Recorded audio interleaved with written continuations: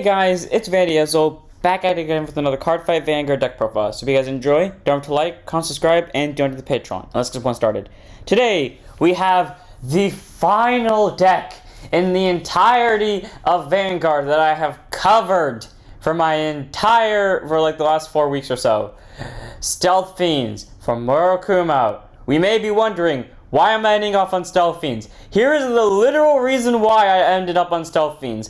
Every other important deck, and don't get me wrong on this, I don't hate Stealth Fiends, but every other important deck that I was excited about, I wanted to do first. So I did all of them in the first 3 weeks. And then the last 5 were all in the week, in the last week, there were the last remaining 5, which all of them necessarily weren't the decks I don't care about, but were the decks I cared about the least in comparison. So we ended up on Stealth Fiends because out of the 5, I guess it's the most weird one, I guess, also because in terms of how the releases went, 3 of them were from Dragon Empire, so I decided to end it off with Dragon Empire on Friday. So, wait, that's not fucking true, is it? Oh yeah, no, it's an Accel deck, that's why I ended up here. But anyways, Murakumo. Yes, the interesting clan that a lot of people shat on to begin with, and now it's actually turned out to be really good. So let's go ahead and get this one started. First up, we have our starter in Masago Stealth Rogue Goemon. 6k base, 10k shield, grade 0 with boost. Auto, when it's rolled upon, draw a card, then if your opponent's Vanguard's a greater and greater, you get a quick shield ticket. So, nin baby! I'm sorry, I just turned it to Ninja Master M. I may have given all of you, NSTD, Ninja Master M, post time, shit, goddammit, I forgot what it was. Anyway, I had a joke going and then I completely forgot what it was going to end off. Anyways, you know, standard draw skill, standard quick shield skill, nothing too special about it, but he's a stealth rogue, and we're trying to get all the stealthy boys up in this, even though I'm pretty sure all of them are stealthy boys and girls regardless. So, Masago stealth rogue because I like him, and he also looks like Jiraiya. And even though I don't watch Naruto, there's another Jiraiya I'm thinking of that is more important to me, and because he looks like that, I'll give him that point. Next up, we have our trigger lineup. We run 4 Stealth Beast Cat Rogue, 5k power, 5k shield, grade 0 with boost.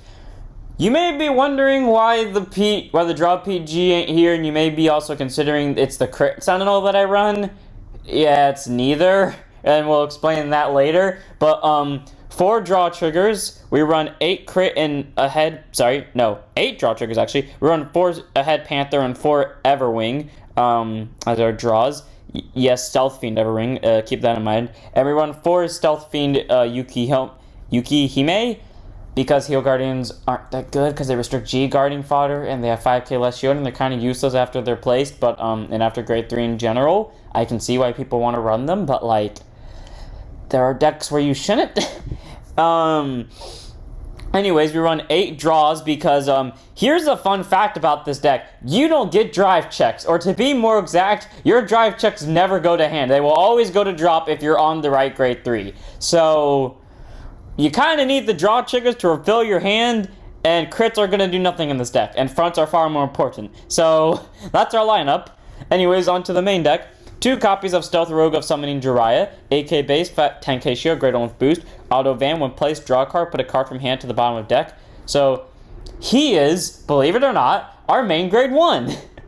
Yes, he's at 2 copies. So for the sole reason that he's a Stealth Rogue. That sounds somewhat racist, but it's not, or like namist, whatever that would classify as. But that's not, I promise. There are reasons why it's at 2. But you know, if you see this in your hand, ride it because it is your main grade 1 to ride. And act rear once per turn, counterblast one of your vanguards gets plus 10 for the turn. That's not why it's here. It's mainly for that draw skill. But if you really got that plus 10, go for it. You know, get the plus 10 to Vanguard because it's like the one thing that doesn't get power in this deck. So plus up the Vanguard, make it stronger if you got the counterblast to do so. 2 of.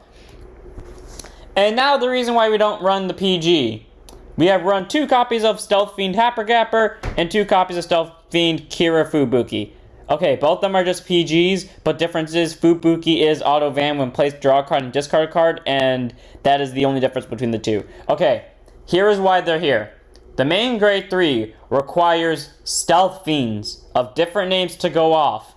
Neither of the Sentinels were Stealth Fiends. So, already that's one thing. And I know that's a petty reason, but also remember, I'm the person who built Battle Sys without a PG for the sole reason I loved the adrenaline rush it gave me. So, take that as you will, but not only that, the reason why there's 2 different ones instead of just 4 Kira Fubuki, who is inherently better, is because it requires Stealth Fiends of different names. So increasing our Stealth Fiend count increases the chance of Hyouga or Hyouga Shadow, I don't remember what it's called, giving us more drive checks, which it does get from the different Stealth Fiends. So it's a matter of increasing the chances. That's what this is here for. If you don't agree with this, by all means, I understand it, but I'm trying to exploit the Stealth Fiend rule as much as physically possible, and it works surprisingly, somehow. I really don't understand how, but it does work. So, 2 copies of both of them. If you have to ride one of them, it's obviously this one you should ride because it has the Vanguard skill, but do as you wish.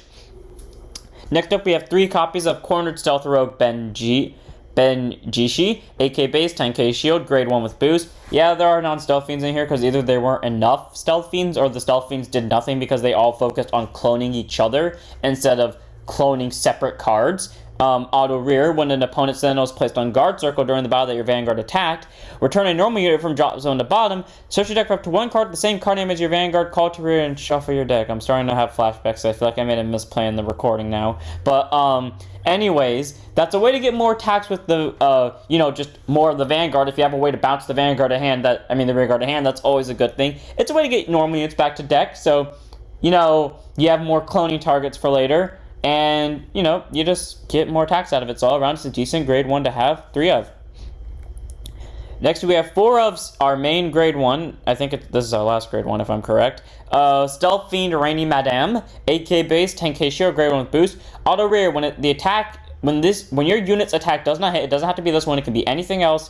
Put it to soul, return a Fantasy Petal Storm Shirayuki from your drop zone hand. Okay, Shirayuki is the only card in this deck that uses Soul Blast. You use all of your Soul Blast on Shirayuki to reduce their power. You use your main grade 3, call a bunch of Stealth Fiends, power them up, beat the shit out of them. That's what you do. You chain them to the ground, and you punch them like there is no tomorrow. When they ask for mercy, here's what you do. You pretend like you don't hear them, and you kick them in the mouth so that they can't ask for any more mercy. That's how this deck works. Logic is irrelevant. Fairness is irrelevant. Make sure that you win. That's how this deck works. We fight from the shadows. We don't fight for fairness. 4 copies of Madame because, she gets you the soul that you need for Shirayuki, and she can get you Shirayuki back to hand, especially because Shirayukis, you kind of want to use them sparingly. I say go 2 for attacking, 2 for defending, and you kind of just keep rotating between them with Rainy Madame for the situation purposes, because you don't get drive checks, like I said, or you don't get them to hand, so you're constantly losing out on that guarding power. So you need the Shirayukis for the defensives, but you also need them for the aggressive, so you can hit even bigger numbers.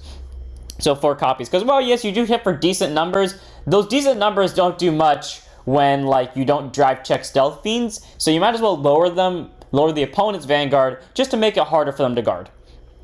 On to grade 2s, we run 4 copies of Stealth Fiend Jakotsu Girl. She is also a Stealth Fiend who happens to support Shirayuki, so cool. 9k base, 5k shield, grade 2 with intercept. Auto rear, when its attack does not hit. Look at top 7, reveal up to 2 Fantasy Petal Storm Shirayukis from among them, put them to hand, and put one into hand, put the other into drop, and shuffle your deck. And if you did not reveal any cards, soul charge 1. If your 1 card was revealed, it goes to hand.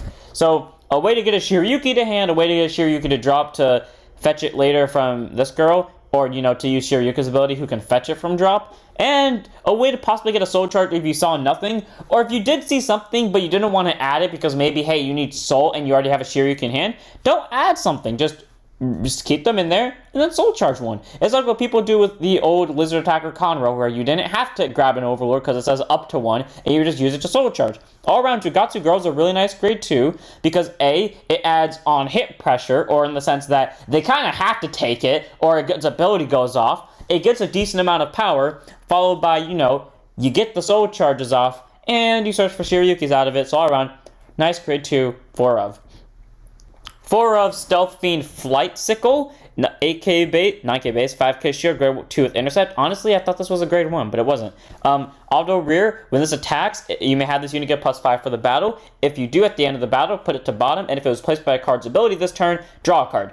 So pretty much swing for 14 guaranteed, and it's going to bottom whether you like it or not.